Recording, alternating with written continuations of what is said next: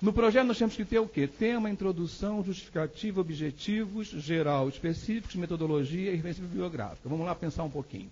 O tema, que é aquilo que eu tenho que, na verdade, dissecar e que eu tenho que ter assim, uma grande preocupação de perceber o seguinte, ele tem que estar diretamente inserido no meu curso. Tá? A gente não pode aí fugir à pertinência. Depois que você escolheu, a introdução nós já vimos como ela vai ser desenvolvida, é um mínimo de 5 laudas, tá? Enfim, ela vai crescer, vai ser desenvolvida por todas aquelas questões. Vamos justificar e objetivar, de forma geral e de forma específica. A própria estrutura diz geral, específicos. Então eu já sei que eu tenho que ter um objetivo geral. O que é objetivo geral? É um objetivo amplo, não é isso? Com uma abrangência onde eu pretendo alcançar a questão do meu trabalho acadêmico, né? E os específicos seriam o quê? As estratégias ou os mecanismos que eu vou desenvolver para atingir quem? O meu objetivo geral, não é isso?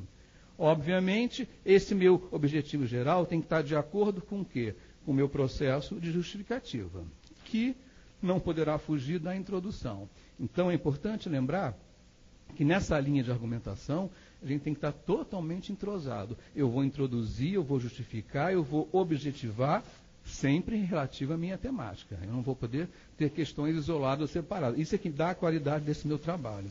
E, de novo, que processo metodológico eu vou desenvolver para poder alcançar os objetivos que eu tracei e, obviamente, a questão do meu recorte de estudo ali, que tem que estar presente em todas essas questões, tá? E, finalmente, eu tenho que fazer as minhas referências bibliográficas, que vão o quê? Servir de embasamento ou referencial teórico para todo o meu trabalho acadêmico inserido nessas questões, tá? Já falamos sobre isso, são referências e não bibliografia. Por quê? Porque de algumas fontes bibliográficas eu vou fazer citações, tá? Então ali estão as referências bibliográficas, tá certo? Bom, se eu tenho o meu projeto, que é o arcabouço de uma pesquisa qualquer, que é a espinha dorsal estabelecido, é muito mais fácil elaborar a partir daí aquela questão. Verdade. Bom, então vamos ver o seguinte, qual a diferença entre a questão do projeto e a questão da monografia, não é isso? Vamos pensar o seguinte, quando eu projeto uma pesquisa, eu estou pensando no futuro, não é isso? O que eu vou pretender alcançar, de que forma eu vou ter aqueles objetivos que a gente vai tentar chegar e atingir.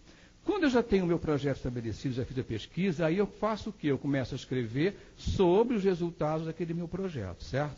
Aí eu vou começar a desenvolver a monografia. Na questão da BNT, é muito fácil. A gente percebe o seguinte, sempre que você elabora um projeto de pesquisa, todo o seu tempo verbal é no futuro. Eu pretenderei alcançar, eu vou objetivar. Quando você escreve sobre o que você já desenvolveu, você vai escrever sobre o passado. A pesquisa mostrou que, ou os dados levam a concluir o fato, enfim. Isso é fácil, isso é só uma questão que a gente vai desenvolver e você vê que na prática isso se torna muito rápido e eficiente, essas questões estão ali presentes. Enfim, e é importante lembrar o seguinte, durante o processo da escrita da monografia, a gente tem que ter algumas regras bem específicas. A gente não pode ter identificação, não é o meu projeto, a minha pesquisa. Até porque não se fala na primeira pessoa. As regras dizem que você pode falar na terceira pessoa ou de uma forma indireta, que eu acho a mais eficiente. Por exemplo, as pesquisas levam a concluir que, enfim, vai falando de uma forma que você não fique colocando a primeira pessoa e que qualifique o seu trabalho, tá? Então a diferença ali está desse projeto para a monografia, quando eu entro em objetivos aqui geral e os específicos. Deles brotarão os nossos capítulos. Então, pensem bem quando estiverem elaborando o projeto de pesquisa de vocês, se os objetivos que você elencaram como específicos, eles vão dar respostas, evidentemente, à questão que você levantou desse procedimento. E outra coisa, e comecem a escrever objetivos. Aqueles que vocês puderem dar respostas ou soluções são os mais próximos da sua realidade. Então, fiquem com isso e vão tentar trabalhar em cima dessas especificações. Ou, às vezes, 2 objetivos específicos podem se consolidar num só. E nisso o seu capítulo fica com uma maior consistência. Então, pense também que isso ajuda muito esse procedimento ou estabelece esse padrão da questão metodológica, tá? As considerações finais é onde a gente tem assim, o maior prazer, porque você já percebeu tudo o que você já pesquisou e é o único momento em que você é você. Que quem é que considera? São resultados que você tem através de dados, pesquisas, gráficos, enfim, entrevistas, onde você vai traçar considerações. Então, nesse momento, é você escrevendo sobre o resultado das suas pesquisas, tá? Lembrando só que você também não vai se identificar. Os resultados levaram a considerar que seria essa formatação. E aqui não cabem as citações, porque são considerações suas, tá? Sobre resultados que você pesquisou e está concluindo ali como aquele procedimento todo, tá? E, finalmente, as referências bibliográficas. Sem nenhum processo de minimização de trabalho, tem um dado que eu acho importante. Quando você termina de escrever o seu capítulo 1, por exemplo, você acabou de escrever, e normalmente em processo metodológico, exceções existem sempre. Qual é o capítulo maior? É normalmente o primeiro, que você fica tão preso que você não quer dar terminalidade. Você sempre acha que falta alguma coisa. Mas tem um momento que você mesmo percebe, olha, já concluí, já está especificado com aquele meu objetivo.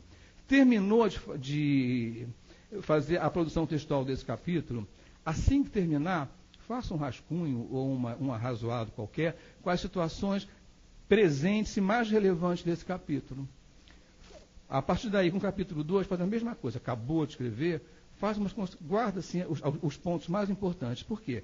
Quando você entrar nas considerações finais, você já tem assim, um arrazoado, anotações pertinentes, aí é fácil fazer as considerações sobre esses dados e, obviamente, inserir no que você promoveu na introdução, naquilo que você justificou. Então, facilita as considerações finais e esses resultados aí presentes, tá? Isso é importante e isso dá uma qualidade bem interessante à questão dessa monografia.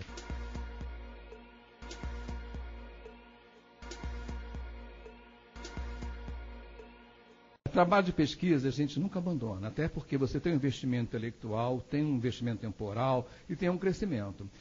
O que você já pesquisou e que dados que você já tem, eu acho que são fundamentais para você sempre prosseguir, dar prosseguimento. Claro que você fazer uma atualização daqueles resultados e até o seguinte, o que você talvez não tenha contemplado na sua monografia da sua graduação, é o momento de você agora permear e inserir aí dados bem atuais. Então não há inconveniente algum, desde que você faça um aprofundamento e até situações que naquele momento você não contemplou totalmente. Isso é o crescimento da ciência, não tenha dúvida. E que você venha para mestrado e doutorado nessa mesma linha, na verdade. E uma outra coisa, para os trabalhos de conclusão de curso, lato sensu, você não tem que ter ineditismo de tema, não. Não há nenhum inconveniente que você fale de um tema que 10 pessoas já escreveram, até que aqui na sala outros também já vêm a escrever. Agora, cada um tem um enfoque científico. E nunca vai acontecer a coincidência de vocês focarem a mesma situação. Vocês podem até pegarem mesmos dados e terem duas situações distintas de observações. Então, você não tem que ter temática exclusiva. Se você já tem uma fonte de pesquisa, já que foi um trabalho, construído durante a sua graduação, atualize, identifique, e você já deve ter até alguns caminhos que você, no meio da pesquisa, descobriu e não pôde contemplar. Então, é o momento de você agora dar prosseguimento a isso, gente, não tenha dúvida, não. E isso gera aquela questão da satisfação do trabalho, que eu não pude, mas agora eu quero focar exatamente esse recorte, ou enfim, outras questões presentes ali. Às vezes, quando você sai da graduação, você está cheio de ideais. Quando você lidou com uma realidade, nem tudo você pôde utilizar. Então, são momentos de reflexão que você deve agora puxar para essa especialização, sem problema algum, tá? Pode. E também, como não há inconveniente, que diferentes pessoas trabalham com a mesma temática. A gente vai ver que o resultado seguem sempre caminhos totalmente diferenciados. E é bom que as considerações e que se chega, é interessantíssimo para o crescimento da ciência, essas diferentes vertentes, tá? Quais são as fases de um projeto de pesquisa, tá? E aí são as fases que a gente vai detalhar, e aqui nós estamos só fazendo orientações, tá? Lembrando que vocês têm que se reportar ao CD e ao material instrucional, que ele vai dar todo o procedimento de qualidade desse trabalho de vocês, tá? Então, quais são essas fases, tá? Primeiro, a escolha do tema. A gente já falou sobre isso, né? É um momento mais difícil, até por essa oferta que existe, é uma oferta que nos deixa assim com o universo bastante aberto, como sempre, né? Bom, o que não poderá deixar de estar presente quando você pensar num tema? Primeiro, o interesse. Que interesse? O meu, pessoal? Sim, aquele que vai até me estimular a questão da pesquisa. Mas eu tenho que pensar que esse interesse tem que ser um interesse coletivo e um interesse com uma ação social. que não se pode fugir dessa possibilidade, tá? Então, é fundamental que esse interesse seja diretamente inserido na escolha do tema, para que você venha ter esse resultado efetivo dessa pesquisa, tá? Outra coisa que você não pode deixar de estar muito atento são as limitações do pesquisador.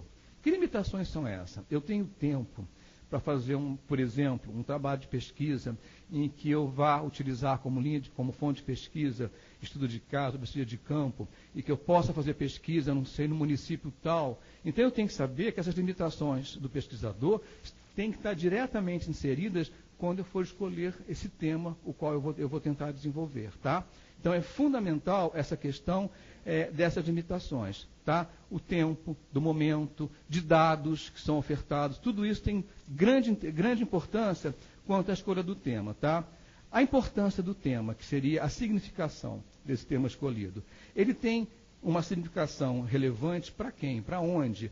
Na minha região, no meu contexto profissional, na escola onde eu atuo. Então, isso é importante até também para a inserção da escolha do tema nessas linhas de abrangência, tá? Um outro processo aqui seria a abrangência do tema. O que é abrangência? Você tem que pensar no tema e tentar delimitar o seu tema. Para quê? Para você dar conta daquela situação e daquela ação. Então, o que é delimitação? Eu tenho que saber se eu vou poder fazer uma pesquisa que, obviamente, venha a dar toda a condição de pesquisa e de resultados com eficiência. Por exemplo, vamos pensar num tema bem amplo aqui, né? Que eu até gostaria que ele não fosse de nenhum dos cursos aqui presentes. Vamos só imaginar uma questão de temática. Eu percebo que existe uma dificuldade no aprendizado da matemática, não sei por que veio matemática, dos alunos da terceira série do ensino médio. Ponto. Aí eu vou fazer um trabalho de pesquisa científica para determinar as dificuldades do aprendizado da matemática nas terceiras séries do ensino médio. Tem que pensar o seguinte, é um tema aberto ou um tema fechado? Aberto. Por quê? Quantas são as escolas de todo o Brasil?